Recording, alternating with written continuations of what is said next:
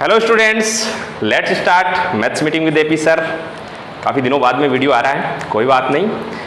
उम्मीद कर रहा हूँ कि पीछे के वीडियोज़ आपने देखे हैं और जो हमारा एजू ड्रीम पर जो वीडियो चल रहे हैं वेक्टर और 3D वो भी आप देख रहे होंगे। तो आज का ये जो वीडियो होगा ये अपना मैट्रिसेस एंड डिटर्मिनेंट यानी अवयव तथा सारणिक जो टॉपिक है उसका अंतिम वीडियो होगा। इसमें मैं अपनी बुक के कुछ क्वेश्चंस शामिल कर रहा हूँ। आपके सामने जो क्वेश्चन लिखा हुआ है एग्जाम्पल नंबर 15 एक्सरसाइज नंबर 5 का। ओके, तो चलिए शुरुआत करते हैं। पहले एग्जाम्पल को अच्छे से पढ़ लीजिए। If A is equal to this and B is equal to this, दो मैट्रिक्स आपको दे रखी है, then find A B. Simple सा पॉइंट था यहाँ पर, यानी दो अवयवों से आपको उनका गुणन ज्ञात करना है, तो हम आसानी से कर सकते हैं। चलिए शुरुआत कर रहा हूं मैं ए बी। सिर्फ एक बार मैंने सिर्फ ऊपर वाला ये पॉइंट पढ़ा है ए बी फाइंड आउट करने के लिए। ए बी मेरे पास में है 1 -1 0 2 3 4 0 1 2। ठीक है, दूसरा मैट्रिक्स भी लिख देता हूं मैं 2 2 -4 -4 2 -4 2 -1 5। ओके, चलिए गुणा करता हूं। आप चैनल को सब्सक्राइब करना, लाइक करना और शेयर करना ये काम करते रहा करो। फटाफट सब्सक्राइबर बढ़ाओ ताकि डेली अपन वीडियोस अपलोड कर सकें, कुछ लाइव सेशंस कर सकें। आपकी बहुत सारी प्रॉब्लम्स मुझे व्हाट्सएप, टेलीग्राम इस पर मिलती रहती हैं, तो उन सारी प्रॉब्लम्स को भी सॉल्व करना है, तो वो काम हम करेंगे। हाँ, एजू ड्रीम से आप जुड़े रहें, उस पर हमारे वीडियोज़ डेली आ रहे हैं। चलिए शुरुआत कर रहा हूँ मैं। दो मैट्रिक्स हैं, इनको गुणा करना है। सिंपल काम जानते हैं अपन क्या? फर्स्ट रो फर्स्ट कॉलम, फिर first row second column, first row third column, फिर second row first column, second column, third column. तो बस मल्टीप्लाई करते चलो। और अब आप इतना आगे निकल चुके हैं कि मैं एक एक चीज करके नहीं दिखाऊंगा, बच्चों की तरह की जोड़ के डायरेक्ट। देखो, एक गुणा करेंगे 2 से, तो 2 -4 +4 सॉरी -4 -1 मल्टीप्लाई होंगे, कितने हो गए? +4। और 0 2 से गुणा हो जाएगा 0, मतलब फाइनली क्या बच जाएगा यहाँ पर? 6। फिर करते हैं फर्स्ट रो सेकंड कॉलम, तो 1 गुणा 2 2 -2 + 0 मतलब 0। फिर देखिए -4 +4 + 0 मतलब 0। यहां देखिए 2 गुणा 2 4 -7 सॉरी -12 4 -12 + 8, तो 4 -12 + 8 यानी 0। फिर ये कितना हो गया? 4 6 और 4 10 -4, तो 10 -4 वापस क्या हो गया यहाँ पर? 6। मल्टीप्लाई करो second row third column, -8 -12 + 20 -8 -12 -20 + 20 0। Exam में टाइम बचाने के लिए आप देखिए ऐसे मिल गया, मतलब एक कोई सीक्वेंस मिल रहा है, डेफिनेटली क्या आना है? 0 0 6। लेकिन फिर भी मैं ये कहूंगा थोड़ा सा टाइम लगा के विद इन सेकेंड आप सोल्व करना। देखिए आ जाएगा 0 -4 + 4 0 0 +2 -2 0 0 -4 + 10 यानी 6। बड़ा इंटरेस्टिंग रिजल्ट आ गया। देखिए क्या मैं यहां से 6 कॉमन निकाल लूंगा तो 1 0 0 0 1 0 0 0 1 यानी i बन जाएगा कि नहीं बन जाएगा? It means product of this matrix is equal to 6i। बात खत्म। यहां तक सिर्फ ऊपर वाली लाइन सॉल्व हुई है। Now solve the following equations. निम्नलिखित समीकरणों को हल कीजिए। आपको इक्वेशंस दे रखी हैं। क्या क्या इक्वेशन है? फर्स्ट इक्वेशन ये देखिए x - y + 3 sorry x - y is equal to 3, 2x + 3y + 4z equal to 17।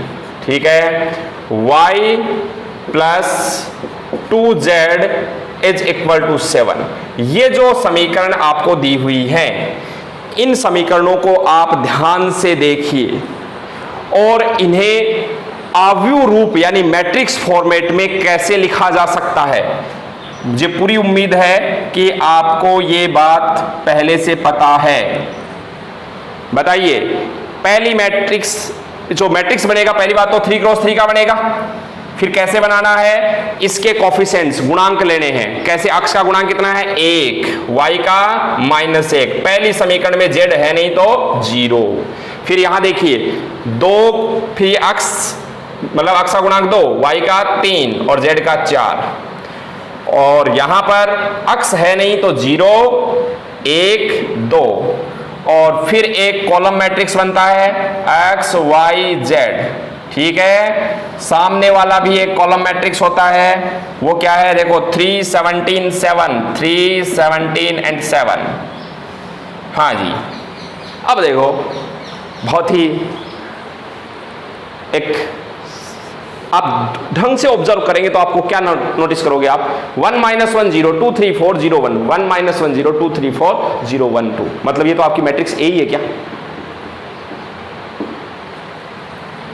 इस मैट्रिक्स को हम कैपिटल अक्स नाम देते हैं, सामने वाली मैट्रिक्स को हम कैपिटल बी नाम देते हैं, लेकिन मैं आपसे कहूंगा कि अभी कैपिटल बी नाम नहीं दूंगा मैं, क्यों, क्योंकि फिर दिक्कत आ जाएगी, बी तो पर्सन में है यहां पर, तो मैं यहां पर एक नया नाम इसको सी दे देता हूं। चलो सामने वाली मैट्रिक्स को सी नाम दे दिया, ax इज इक्वल टू सी, तो तुरंत आप ये कह देंगे कि यहां से अगर ax is equal to c है, ax इज इक्वल टू सी, this implies x is equal to a inverse c। अब सुनना, x बराबर है a इनवर्स c। अब a इनवर्स ज्ञात करना तो हमें आता है, याद होगा एडजॉइंट मैट्रिक्स सेकंडज अवयव बना करके ज्ञात करते हैं, लेकिन ऐसा जो क्वेश्चन होता है उसमें आपको ऐसे नहीं a इनवर्स ज्ञात नहीं करना है, इस प्रकार से पूरी प्रोसेस से क्या करना है, थोड़ा सा स्मार्ट तरीके से सोचना है। कैसे, देखिए चूंकि AB बराबर 6i, ठीक है, दिया हुआ है क्वेश्चन के अंदर, यहां से ध्यान देना मैं दोनों साइड A इनवर्स से मल्टीप्लाई कर रहा हूं, तो A इनवर्स AB बराबर 6 तो कांस्टेंट है, इसको तो बाहर लिखो, और A इनवर्स I। ध्यान दिए मैंने इसको लेफ्ट में लिखा तो आप भी इसको पूरी समीकरण को A इनवर्स से मल्टीप्लाई कर दिया। अब देखो A इनवर्स और A मिलकर के क्या बन जाएंगी, ये बन जाएगी I, और ये है B बराबर 6, और A इनवर्स I को एज ए 1 समझना है। तो बताइए, अच्छा ये क्या हो गया, I इंटू बी, ये तो B हो गया क्या। तो अगर मैं आपसे कहूं कि बताओ A इनवर्स क्या है, तो आप A इनवर्स का बेझिझक आंसर देंगे क्या, 1/6 इंटू B है।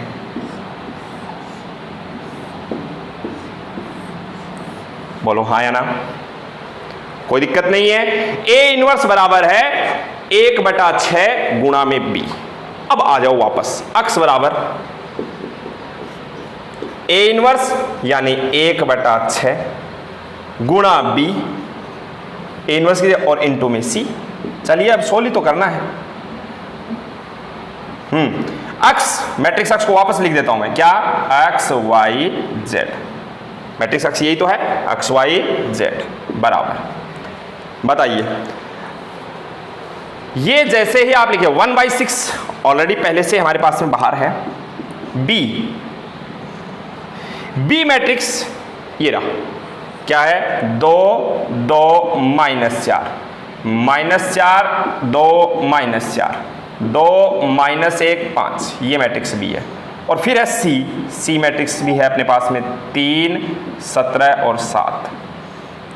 जब आप इनको सोल्व करेंगे तो पहली बात तो ये देखो, ये मैट्रिक्स है 3 क्रॉस 3 की, ये है 3 क्रॉस 1 की, 3 क्रॉस 1, ये इक्वल है, इसका मतलब रिजल्ट मिलेगा वो 3 क्रॉस 1 का मिलेगा। 3 क्रॉस 1 के रिजल्ट का मतलब आपको एक कॉलम मैट्रिक्स मिलने वाली है, ठीक है। और कैसे मिलने वाली है वो देखो, सबसे पहले फर्स्ट रो फर्स्ट कॉलम, तो 2 इंटू 3 आप कहेंगे 6, देखो मैं इधर लिख देता हूँ, 2 इंटू 3 6, 2 इंटू 17 34, -4 इंटू 7 -28, कितना हो गया, 34 एंड 6 40 -28 प्लस 12, लेकिन देखो बाहर क्या है 6 divide by 6 plus 12 divide by 6 2।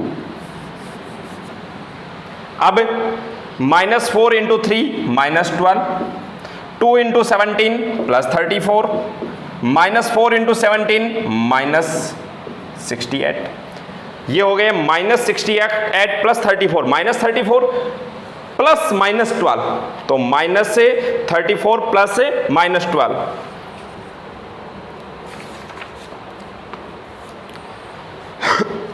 देखिए 1 minute,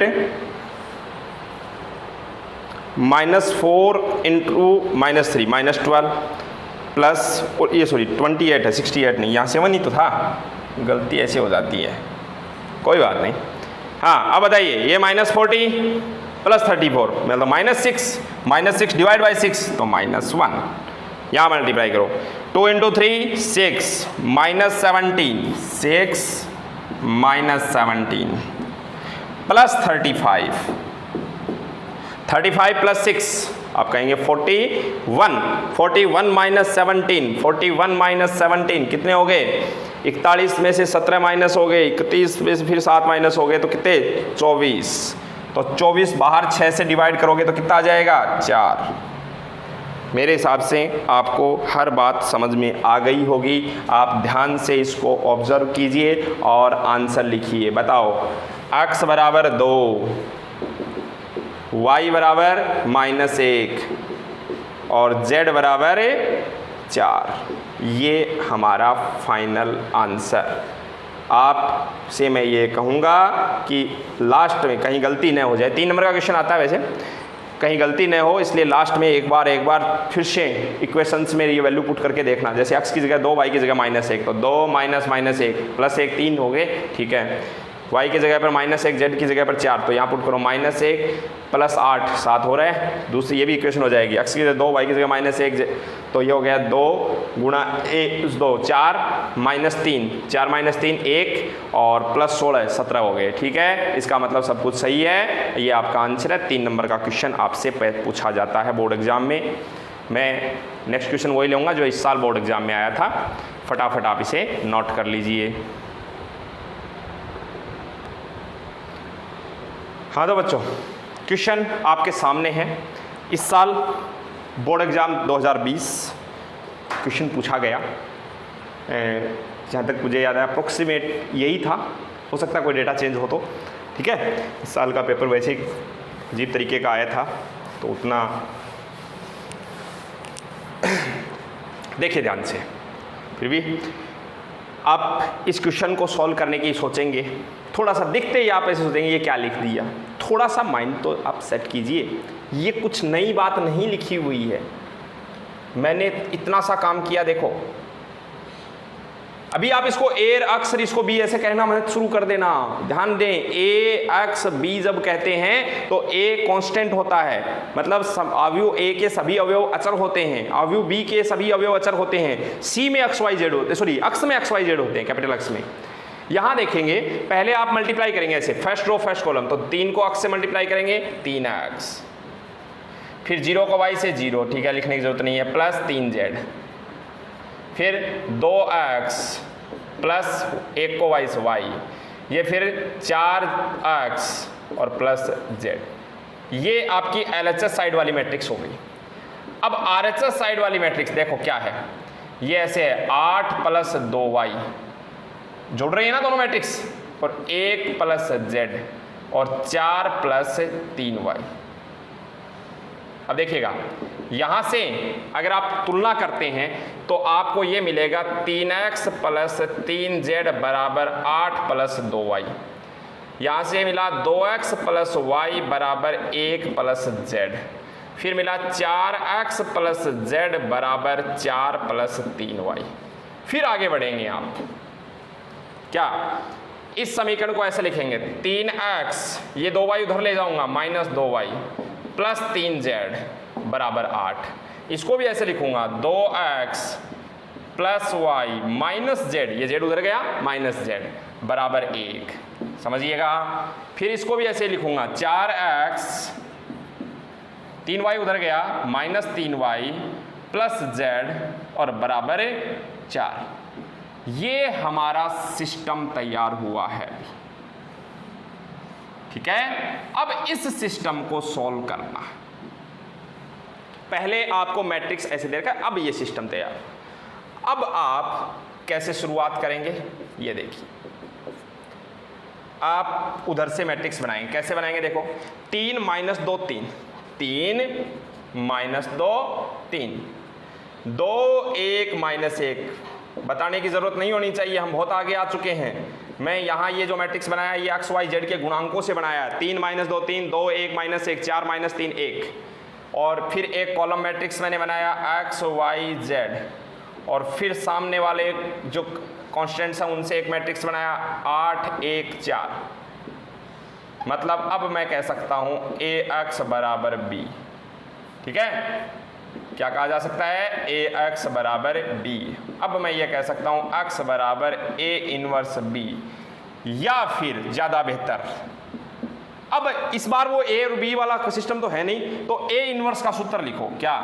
1 determinant of A into में एडजॉइंट ऑफ ए, याद आ गया होगा, और इंटू बी। तो ये हमारा टारगेट। अब इसमें जो जो चीज़ें हैं वो मैं आपके सामने सॉल्व करने जा रहा हूं। एडजॉइंट ऑफ ए कैसे गया? पहले तो determinant of A, number 1 point बनाया मैंने, डिटर्मिनेंट ऑफ ए। ठीक है, डिटर्मिनेंट ऑफ ए कैसे आएगा? आप डिटर्मिनेंट ऑफ ए, जो ए मैट्रिक्स दिख रहा है उस पर डिटर्मिनेंट साइन लगा दो और सॉल्व करना शुरू कर दो। तय कहो, डिटर्मिनेंट लिखा 3 - 2 3, 2 1 - 1 4 - 3 1। सॉल्व कैसे करते हैं? पूरी उम्मीद है, मुझे याद है आपको। 3 × 1 × 3, सॉरी 3 × 1 × 1 3, -2 × -2, सॉरी -2 × -1 × 4, ये हो गए प्लस के 8। 3 × 2 × -3, तो माइनस से 18। ठीक है, ये तो प्लस में आ गए, फिर माइनस, फिर इधर से 4 × 1 × 3, तो 12, फिर -3 × -1 × 3, तो ये हो गए प्लस के 18। ठीक है, सॉरी प्लस के 18 नहीं, 9 ही होंगे। -3 × -1 + 3 × 3, तो 9। 1 × 2 × -2, तो माइनस से 4। ठीक है, अब करो, देखो ये 8 3 11, 11 में से 18 माइनस हो गए, कितने बचे? -17, सॉरी -7।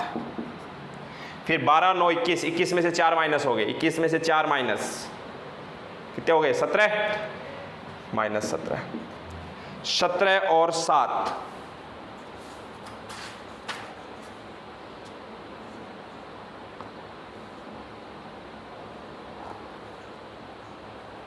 ये कितना आया अपना? देखिए 1 मिनट। 3 × 1 × 1 3, -2 × -1 × 4, तो प्लस के 8, 6 3 18 -18। ठीक है, 4 × 1 × 4 3 12, 9, और ये हो गए -4। ठीक, अब ये 12 9 21, 21 में से 4 गए 17, और यहाँ पर अपने पास में रह गया 26 11 -7। कहीं कुछ तो मिस्टेक की होगी शायद अपन ने। 3 -2 3, 2 1 -1 4 -3, और यहाँ देखो गड़बड़ ये हुई है ना,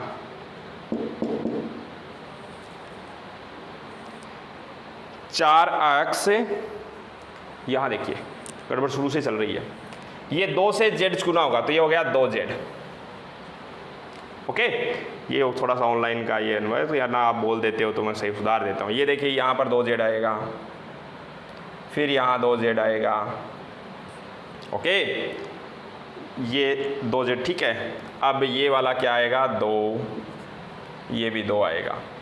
अब करो, ये हो गया 6। ठीक है, और ये 8, और ये -18। ठीक है, 4 3 12, और ये हो गया प्लस के 9, और ये हो गया 2 × 2 × 2 8 -8। तभी सोच रहा है ये चीज़। 14 में से 18 माइनस हो गए -4, 12 9 21, 21 में से 8 माइनस हो गए 13। ठीक है, ये भी -13 -4, तो -17। गड़बड़ हुई थी, ध्यान देना। डिटर्मिनेंट ऑफ ए का मान नॉट इक्वल टू 0 आना चाहिए, अदरवाइज आगे बढ़ेंगे ही नहीं। और ये ऐसे क्वेश्चन जो होते हैं उनमें तो आता ही है, नॉट इक्वल टू 0 ही आएगा। ऐसा नहीं है कि यहीं तक क्वेश्चन अपना खत्म हो जाएगा। अभी ये चीज़ होगी, डिटर्मिनेंट ऑफ ए आ गया। अभी छोटी मोटी ऐसी गलती हो जाती है, देख लिया करो। अब मैं नंबर 2 पॉइंट पर बढ़ रहा हूँ, adjoint of A. Adjoint of A ज्ञात करने का मैंने एक बहुत ही शानदार तरीका आपको बताया था। क्या था, याद आ रहा है? एडजॉइंट ऑफ ए ज्ञात करने के लिए मैं तो डायरेक्ट लिखूंगा, लेकिन आपको ये जो तरीका था वो तरीका इधर लिख देता हूँ। मैट्रिक्स ए लिख दो। मैट्रिक्स ए क्या थी आपकी?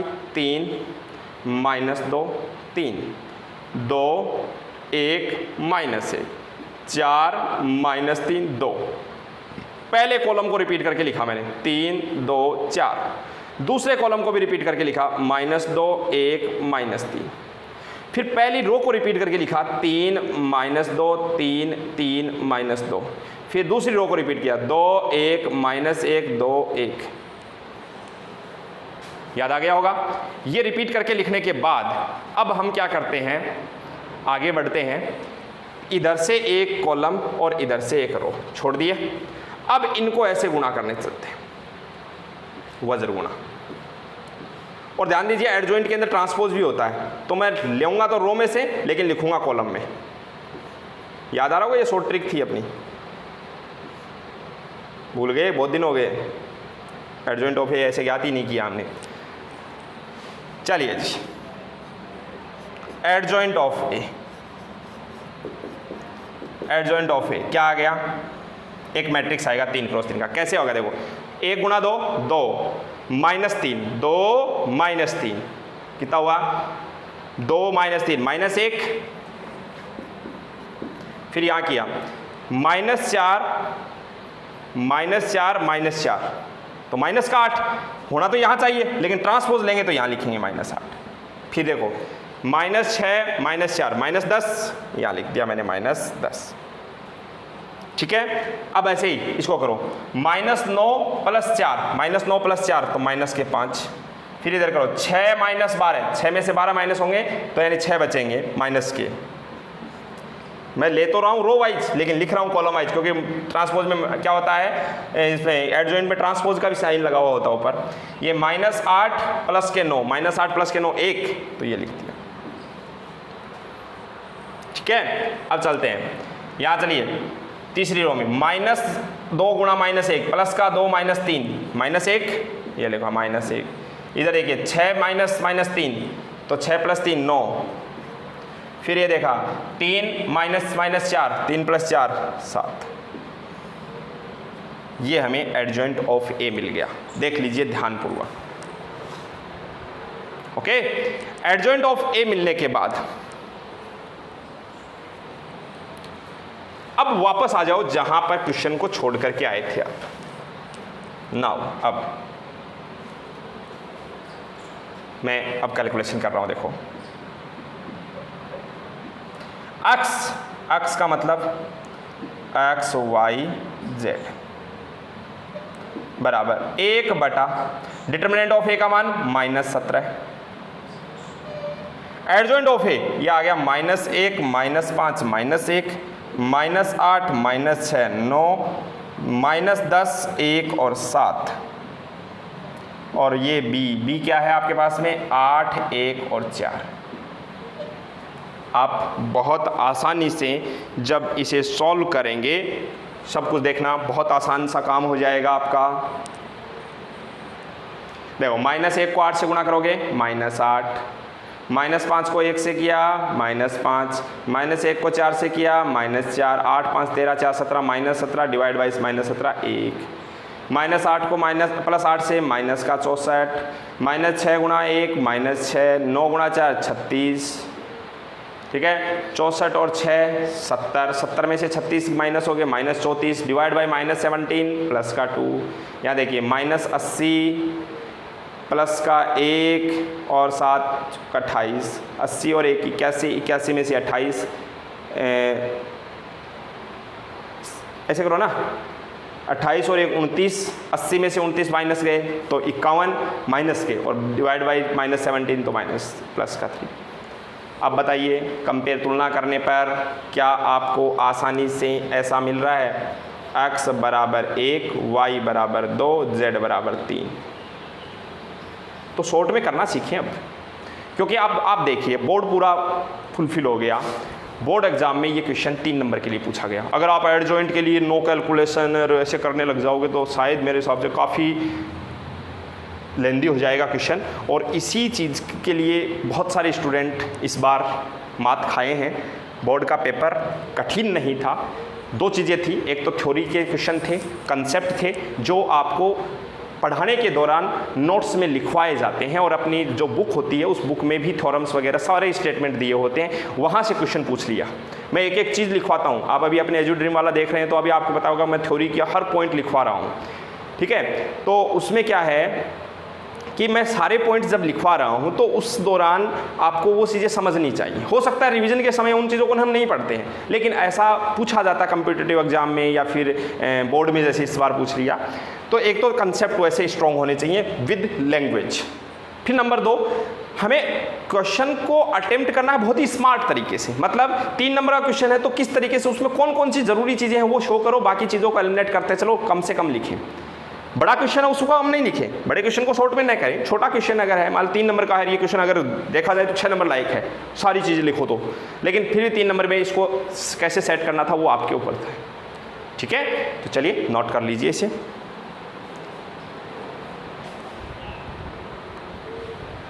हाँ तो स्टूडेंट, एक क्वेश्चन है आपके सामने, if the sides of an equilateral triangle is a, side of an equilateral triangle is a, एक समबाहु त्रिभुज की भुजा स्मॉल a है, and the vertices are x1 y1 x2 y2 and x3 y3, और उसके जो शीर्ष हैं वो क्या है x1 y1 x2 y2 and x3 y2, then prove that this determinant, और इस पर स्क्वायर भी है, इज इक्वल टू 3a की पावर 4। अच्छा क्वेश्चन है, समझिए।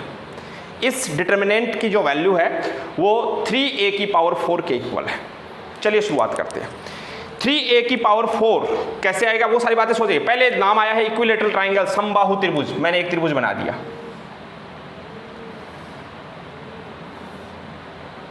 ठीक है। इसका ये शीर्ष a नाम दे दिया मैंने, x1 y1, b x2 y2 और c x3 y3, और इसकी जो भुजाएं हैं उसकी लेंथ कितनी है, स्मॉल ए स्मॉल ए, समबाहु है तो इसका मतलब तीनों भुजाएं क्या होंगी, बराबर होंगी। अब आप 2 तरीके से इसका सूत्र लिखेंगे, इसके क्षेत्रफल का। क्या, एरिया ऑफ ट्राइंगल ABC, त्रिभुज ABC का क्षेत्रफल। याद करो छोटी कक्षाओं में हमने क्या याद किया है कि समबाहु त्रिभुज का क्षेत्रफल √3 भुजा स्क्वायर बटा 4। इक्विलैटरल ट्राइंगल का जो एरिया है वो क्या होता है, √3a²/4। बट अभी हमने एक बात और भी पढ़ी है कि किसी भी ट्राइंगल का जो एरिया है वो क्या होगा, 1/2। कोई भी ट्राइंगल हो, इसके लिए इक्विलैटरल जरूरी नहीं है, कोई भी ट्राइंगल उसका एरिया कैसे फाइंड आउट करते हैं, डिटरमिनेंट बनाते हैं x1 y1 x2 y2, पूरी डेरिवेशन मैंने आपको करवाई थी, x3 y3 1 1 1। यहां से आपने क्या नोटिस किया कि ये जो डिटरमिनेंट है, देखो इस 2 से ये कैंसिल आउट कर देंगे, मतलब डिटरमिनेंट जो है x1 y1 1, x2 y2 1, x3 y3 1 is equal to √3a²/2। अब आप यहां देखिए, पहली बात तो ये देखो, इस डिटरमिनेंट, कोई भी डिटरमिनेंट उस पर स्क्वायर है। मैं यहां से आगे बढ़ रहा हूं, देखिएगा मैंने दोनों पक्षों का वर्ग कर दिया, स्क्वायर कर दिया दोनों साइड। दोनों साइड अगर मैं स्क्वायर करूंगा तो क्या लिखूंगा मैं, x1 y1 1, x2 y2 1, x3 y3 1, ठीक है, और इसका स्क्वायर इक्वल टू √3 का स्क्वायर 3, a² का a की पावर 4 अपॉन 4, ठीक है। अब मैं क्या करूंगा, इस 4 को यहां इधर लेके आऊंगा, क्योंकि सामने मुझे 3a की पावर 4 ही चाहिए। ये 4 जैसे यहां होगा, अब इस 4 को भी मैं क्या कहूंगा, 2 का स्क्वायर लिख दूंगा। दोनों पर स्क्वायर है ना, एक बार इस स्क्वायर को तो यहां से हटाओ, समझिएगा पूरी प्रोसेस। मैं यहां से क्या करूंगा, इस 4 को लेके आऊंगा इधर, 4 और 4 नहीं, इसको क्या लिखूंगा, 2 का स्क्वायर। अगली स्टेप में, और यहाँ स्क्वायर है ही, अगली स्टेप में मैं क्या करूँगा, ये लो, ये हटाया और इस पर पूरे पर एक साथ होल स्क्वायर लगा देता हूँ। अब ठीक है, अब बताइए डिटर्मिनेंट की सीधी सीधी बातें जानते हैं अपन कि अगर कोई नंबर बाहर है कांस्टेंट, अंदर भेजते हैं तो या तो एक कॉलम में जाके मल्टीप्लाई हो जाता है या एक रो में। मैं क्या कर रहा हूँ, थर्ड कॉलम में मल्टीप्लाई कर देता हूँ इस 2 को, तो ये 2 अंदर थर्ड कॉलम में मल्टीप्लाई हो जाएगा, तो ये हो गया x1 y1 2, x2 y2 2, x3 y3 2, जाके थर्ड कॉलम में मल्टीप्लाई हो गया। और इस पर स्क्वायर, ये तो अंदर चला गया, पूरे पर होल स्क्वायर है, ध्यान दीजिए, पूरे पर होल स्क्वायर, ये होल स्क्वायर, सामने क्या बचा 3a की पावर 4, यही आपको प्रूव करना था। बहुत आसान सा काम है ना, यही हमें प्रूव करना था, नोट कर लीजिए। हाँ तो स्टूडेंट्स, अब जो आपके सामने क्वेश्चन है एग्जांपल नंबर 20, ये एक्सरसाइज नंबर 4 में से है, आपकी जो राजस्थान बोर्ड की बुक है उसकी एक्सरसाइज नंबर 4 में से है, एनसीईआरटी में भी है ये क्वेश्चन, देख लेना कौन से नंबर पर है। एक्सरसाइज नंबर 4 जो राजस्थान बोर्ड की बुक है उसमें एग्जाम्पल नंबर 20 है, और ये काफ़ी स्टूडेंट्स से मुझे एज ए डाउट सेंड किया है, तो आप देख लीजिए इसमें क्या है। क्वेश्चन समझ गए होंगे, लिखने की जरूरत नहीं होती है। क्वेश्चन क्या लिखा हुआ होगा, प्रूव दैट, सिद्ध कीजिए कि this determinant is equal to this. Okay, determinant को सॉल्व करने वाली बात हो रही है। शुरू करें। सबसे पहले आप देखिए, मैं जो ऑपरेशंस यूज करूंगा, नंबर 1, पॉइंट टू पॉइंट बात कर रहा हूं, ध्यान देना। आप इस क्वेश्चन को जैसे देखोगे तो कुछ बातें समझ में ही नहीं आए, क्या कैसे क्या करें, शुरुआत कहाँ से करें, क्या नहीं करें। तो लेकिन एक बात तो है, सुनिएगा ध्यान से। मैं एक काम करूंगा कि सबसे पहले किसी एक रो या एक कॉलम को तो मैं छोड़ देता हूं, फिक्स कर देता हूं, और उसको बाकी में से माइनस। देखो हमारा टारगेट क्या होता है डिटरमिनेंट सोल्व करते समय कि 0 बन जाए। 0 कैसे बनेगा, ये स्क्वायर इस ए स्क्वायर से माइनस हो जाए तो 0 बन जाएगा। अब ये इसमें से माइनस होने का मतलब पूरा कॉलम इसमें से माइनस होगा। यहाँ बी स्क्वायर है, ये बी स्क्वायर, ये माइनस हो, ये सी स्क्वायर ऐसे भी हो सकता है, कोई दिक्कत नहीं है। तो मैं ऑपरेशन जो यूज कर रहा हूं वो क्या कर रहा हूं, C1 को मैं कुछ भी चेंज नहीं कर रहा, सॉरी C3 को, और C1 और C2 पर ऑपरेशन यूज कर रहा हूं कि C1 replace by C1 minus C3, C1 replace by C1 minus C3। और number 2, C2 is also replace by C2 minus C3। ये 2 ऑपरेशन मैं एक साथ लगाऊंगा, और समझिए ध्यान से, डेल्टा इज इक्वल टू आपकी सारणी का मान क्या हो जाएगा। काफ़ी थोड़ा लेंदी है क्वेश्चन, मैं कुछ शॉर्ट में लिखूंगा, ध्यान देना। जब मैं पहले C1 माइनस C3 करूंगा तो ये क्या होगा, ये ए स्क्वायर इधर जाके इसमें से माइनस होगा कि नहीं होगा, सोचो। ये ए स्क्वायर जो है वो b प्लस सी के होल स्क्वायर में से माइनस हो जाएगा। तो देखो क्या है, b प्लस सी का होल स्क्वायर माइनस ए स्क्वायर। अब बताइए, ये ए स्क्वायर माइनस बी स्क्वायर क्या होता है, जब दोनों पर स्क्वायर हो बीच में माइनस, तो एक बार तो दोनों को जोड़ देते हैं, तो b plus C plus A, और एक बार दोनों को घटा देते हैं तो b प्लस सी माइनस ए। हाँ या नहीं, कोई समस्या ही नहीं आएगी। इस ए स्क्वायर को इसमें से जब माइनस करूंगा तो ये ऐसे बनेगा, b plus C plus A और b plus C minus A. मैं सही तरीके से लिख रहा हूं, देखो a प्लस बी प्लस सी और minus A plus B plus, sequence ABC ले रहा हूं, बात समझ गए। ऐसे अब ये b स्क्वायर इस b स्क्वायर से माइनस हो जाएगा तो बन जाएगा 0। a प्लस बी का होल स्क्वायर c स्क्वायर से माइनस होगा, c square minus a plus b का होल स्क्वायर। अब बताओ क्या होगा, एक बार तो ये जुड़ेंगे तो c plus a plus B, एक बार ये घटेंगे माइनस होंगे तो c minus a minus B. तरीके से लिख रहा हूं मैं क्या, a प्लस बी प्लस सी, और यहां पर क्या हो गया, c minus a minus B, तो मैं ऐसे लिख रहा हूं minus a minus B plus C. ये मैंने अभी फर्स्ट कॉलम पर अप्लाई किया, ये वाला काम कंप्लीट हो गया। अब मैं कर रहा हूं सेकंड काम। यहां पर देखिए C2 माइनस 3, ये ए स्क्वायर अब इसमें से माइनस होगा तो क्या हो जाएगा 0। ये बी स्क्वायर जब इसमें से माइनस होगा, डायरेक्ट बताइए क्या है, c प्लस ए का स्क्वायर माइनस बी स्क्वायर, तो एक बार तो हो जाएगा a प्लस बी प्लस सी, और एक बार हो जाएगा a माइनस बी प्लस सी। क्या हुआ, b तो माइनस होना है, c प्लस ए तो है ही, ऐसे ये इसमें से माइनस होगा तो ये तो एज ए इसी की तरह आएगा सेम। भाई यहाँ भी c स्क्वायर में से ये माइनस हो रहा है, यहाँ भी c स्क्वायर में से ये माइनस हो रहा है, तो ये हो गया a प्लस बी प्लस सी और minus a minus B plus c. Third column में मैंने कुछ भी नहीं किया है, मैं एज इट इज लिख रहा हूँ a square b square a plus b का होल स्क्वायर।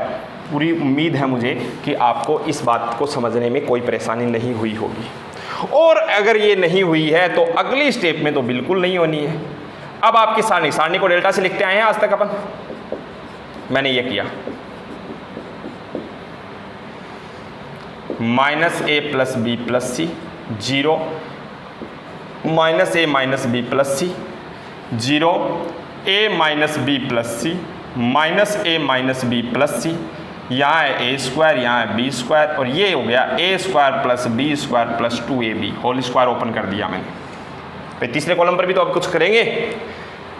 क्या हुआ ये देखो, ए प्लस बी प्लस सी, ए प्लस कॉमन निकाल लिया, ए प्लस बी प्लस सी, ए प्लस बी सी प्लस सी, मतलब फर्स्ट कॉलम और सेकंड कॉलम में से मैंने ए प्लस बी प्लस सी को कॉमन निकाल लिया। साफ साफ दिख रहा होगा आपको, मैं एक बार थोड़ा सा इसको ललायमान कर देता हूँ। हाँ अब ठीक है, कॉमन निकाल लिया। ध्यान दें, अब जैसे ये कॉमन बाहर आता है तो उसके बाद में आप क्या सोचने लग जाते हो, आप ये सोचने लग जाते हो, ठीक समझ गए, कि इन दोनों को जोड़ो और इसमें से घटाओ ताकि ये तो हटे। करते हैं ये काम, क्या करेंगे बताइए, ऑपरेशन क्या होगा। ऑपरेशन मैं यूज करूंगा अगला जो पॉइंट, ठीक है, पॉइंट क्या लगाया मैंने, ये लिखा कि R3 पर ऑपरेशन यूज किया मैंने। ऊपर वाली दोनों को जोड़ करके इसमें से माइनस करना है। देखो ये दोनों जुड़ करके इसमें से माइनस होंगे तो फिर ये दोनों जुड़ के इसमें से माइनस होंगे, ये दोनों जुड़ के इसमें से माइनस होंगे, मतलब R3 minus R1 plus R2। चलो करो यूज। तो डेल्टा बराबर, ध्यान देंगे, a प्लस बी प्लस सी का होल स्क्वायर पहले से हमारे पास बाहर है। इस बार मैंने R1 पर कुछ नहीं किया, R2 पर कुछ नहीं किया,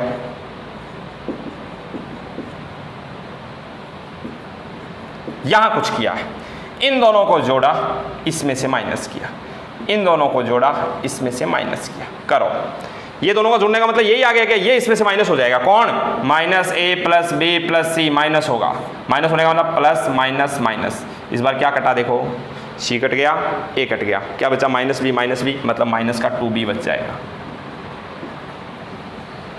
फिर यहां से इन दोनों को जोड़ा, इसमें से माइनस किया, मतलब a minus B plus C minus किया, क्या कटा minus B plus C minus a minus 2b 2a, और यहाँ ये दोनों कट गए 2ab।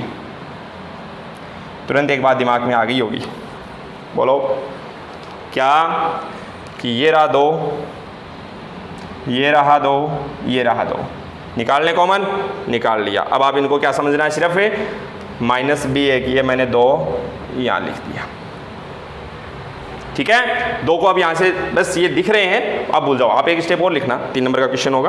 तो अब देखिए अगली स्टेप, ये स्टेप अगर आपने समझ ली इसका मतलब आपका काम हो गया। क्या आपको 2 जीरो तो दिख रहे हैं, लेकिन क्या किसी एक पंक्ति में 2 जीरो दिख रहे हैं, क्या किसी एक पंक्ति में 2 जीरो दिख रहे हैं, नहीं। क्या किसी एक स्तंभ में 2 जीरो, एक रो में या एक कॉलम में, नहीं। ये देखो, ये रो फर्स्ट रो में है, ये सेकंड कॉलम में है, ये सेकंड रो में है, फर्स्ट कॉलम में, मतलब एक जगह पर नहीं। अगर एक जगह 2 जीरो हो जाए तो बहुत काम अच्छा हो जाए। तो ऊपर वाली ये स्टेप मिटाने में मुझे कोई एतराज नहीं है, ये तो सबसे साधारण सी स्टेप थी। अब देखो मैं जो काम करने जा रहा हूं काफी अहम है, सोचिए समझिए। एक तरह से ये सोचा गया कि ये भाई जीरो तो ऐसे तो नहीं दिखे, अब मैं जीरो बना रहा हूं, वो देखना। मैंने क्या किया, यहां पर फोकस किया, किस पर, ए बी पर। ए बी को मैंने गुणा किया 1/a से, 1/a से गुणा करते ही मेरे पास में क्या आ गया, b, और फिर b आते ही मैंने उस b को इधर जोड़ दिया। ये क्या हुआ था भाई, -a माइनस b, सब कुछ सही तो है। हाँ अब देखो मैंने यहां से क्या किया, a से a कैंसिल, a से इसको किससे गुणा किया है, 1/a से मल्टीप्लाई किया इसको, और फिर इसमें आया b, इस b को यहां पर ऐड कर दिया, तो ये जीरो बन गया क्या। ऐसे ही मैंने इस ए बी को 1/b से मल्टीप्लाई किया तो b कैंसिल, a आया, a को यहां पर ऐड कर दिया तो ये जीरो हो गया। अब सोचिए मैं क्या करने जा रहा हूं, 1/a से इसको मल्टीप्लाई कर रहा हूं और इसमें ऐड कर रहा हूं, इसका मतलब मैं पूरे इस कॉलम को 1/a से मल्टीप्लाई करूंगा, समझिए, पूरे इस कॉलम को 1/a से मल्टीप्लाई करूंगा और इसमें ऐड कर दूंगा, मतलब ये काम करूंगा एक तो, क्या, मल्टीप्लाई बाई 1/a और उसमें ऐड करूँगा। एक यहाँ पर ये काम करूँगा, क्या, मल्टीप्लाई करूँगा किससे, 1/b से और ऐड कर दूँगा, ताकि ये 0 बन जाए, ये 0 बन जाए और हमारा काम आसान हो जाए। तो देखिए इसको करो, ऑपरेशन लिख रहा हूँ मैं। सबसे पहले C1 पर C1 प्लस 1/a C3 और C2 पर C2 प्लस 1/b C3। और अब आप डेल्टा बताइए, 2a plus b plus c का होल स्क्वायर ऑलरेडी बाहर है। करो इसको 1/a से मल्टीप्लाई करने का मतलब देखिए, ये पूरा कॉलम 1/a से, ये a हुआ, a इसमें ऐड हो गया, a ऐड हो गया तो b प्लस c रह गया क्या। इसको किया मैंने किससे मल्टीप्लाई, a से, तो b स्क्वायर अपॉन a 0 में ऐड हो गया तो b स्क्वायर अपॉन a। और इसको 1/a से मल्टीप्लाई किया, b और माइनस b प्लस b 0। अब a से मल्टीप्लाई करो इसको, सॉरी 1/a से करके तो ये कर ही दिया ये काम। 1/b से, 1/b से b a square upon b 0 में ऐड हो जाएगा, a स्क्वायर अपॉन b। इसको करिए कीजिए किससे मल्टीप्लाई, 1/b से, 1/b से मल्टीप्लाई करेंगे b से b कैंसिल हो जाएगा, a प्लस c रह जाएगा। यहाँ किया 0 आ गया और थर्ड कॉलम अब की बार ये रहा। ठीक, अब मैं ये स्टेप हटा रहा हूँ। ध्यान दें, delta is equal to a plus b plus c और इसका स्क्वायर। जहाँ जिस रो में आपको 2 0 मिल जाए, एक कुछ भी ऐसे है, तो इसकी रो को और इसके कॉलम को एलिमिनेट करो, कर देंगे। और ए बी है, प्लस पोजीशन पर ध्यान दीजिए, तो ए बी और फिर डिटरमिनेंट जो बचेगा वो क्या है, b plus C, A square upon B, B square upon A plus C. चलिए जी, अब काम आसान। Delta is equal to A B लिख दिया मैंने, a प्लस बी प्लस सी का होल स्क्वायर। क्रॉस मल्टीप्लाई कर रहा हूँ मैं, b को a से मल्टीप्लाई किया a b को c से प्लस बी सी, c को a से प्लस सी ए या ए सी, जो भी आप बोलना चाहें, ए सी बोल दिया, c को c से c स्क्वायर। इनको जब मल्टीप्लाई करेंगे माइनस, तो देखो ये है क्या, ये b square upon a multiply by a square upon b, b से b कैंसिल, a से a कैंसिल, a b हो गया क्या माइनस में। ध्यान दें, ए बी से ए बी कैंसिल। इन तीनों में c कॉमन आ रहा है कि नहीं आ रहा है, आप कहेंगे हाँ बिल्कुल सही है। तो 2ab, सॉरी c कॉमन आ रहा है, तो c को मैंने बाहर निकाल दिया, a प्लस बी प्लस सी का होल स्क्वायर। अब यहाँ क्या रह गया, देखो c कॉमन आने पर b plus a plus c, यानी a plus B plus c, तो a प्लस बी प्लस सी का होल क्यूब हो गया। That is your RHS, hence proved. बहुत अच्छा क्वेश्चन है, बार बार स्टूडेंट्स पूछते हैं। मैं ये उम्मीद करूँगा आपसे कि आप इस क्वेश्चन को दोबारा कभी नहीं पूछेंगे, क्योंकि इसी को वीडियो को थोड़ा सा रिपीट कर करके देख लेना, ठीक है। आपको आसानी से ये बात समझ में आ जाएगी। आप कितनी भी बार पूछोगे मैं यही सारी बातें बताऊंगा आपको, इसलिए रिपीट करके आप 2-3 बार देखेंगे, समझ जाओगे। एक बार में समझ जाओ बहुत अच्छी बात है, ठीक है। चलिए जी, तो ये हमारे आज के इस लेक्चर में कुछ क्वेश्चन जो मुझे लगे कि हाँ ये तो बताने चाहिए, बाकी क्वेश्चन ऐसे हैं नहीं जो आपको बताने की ज़रूरत हो। सारे क्वेश्चन आप आसानी से कर सकते हैं। अब ये चैप्टर नहीं, पूरी यूनिट 10 नंबर की इन 20 लेक्चर में, जो आधा पौन घंटे के जो लेक्चर हैं, उनमें हमारी 20 लेक्चर के बाद 10 नंबर का ये चैप्टर है, जो यूनिट है वो कंप्लीट हो जाती है। अब आने वाले टाइम में हम कोई नया चैप्टर, कोशिश तो यही करेंगे, फंक्शन, बूलियन अलजेब्रा, जो कुछ भी शुरू करना चाहें। थोड़ा सा क्या है कि वो एजू ड्रीम वाले ऐप के चक्कर में टाइम कम मिल पा रहा है ना, तो कोई बात नहीं, आप जुड़े रहिए और औरों को भी जोड़िए, ताकि हम जब सब कुछ व्यवस्थित हो जाए तो भी हम लगातार अच्छी चीज़ें आपके लिए लेके आते रहें। और बहुत सारी चीज़ें करवाऊंगा मैं इस सेशन के अंदर, थोड़ा सा एक बार ये टाइम मिल जाए जुलाई का, और उसके बाद में तो पूरा व्यवस्थित करके हम बहुत सारी चीज़ें करेंगे, ठीक है। तो खुद जुड़िए और औरों को भी जोड़िए, सब्सक्राइब बढ़वाइए, ताकि हम और ज़्यादा वीडियोज़ या ज़्यादा टाइम से आपके साथ में जुड़ सकें। ओके, चलिए अभी के लिए इतना ही। Thank you.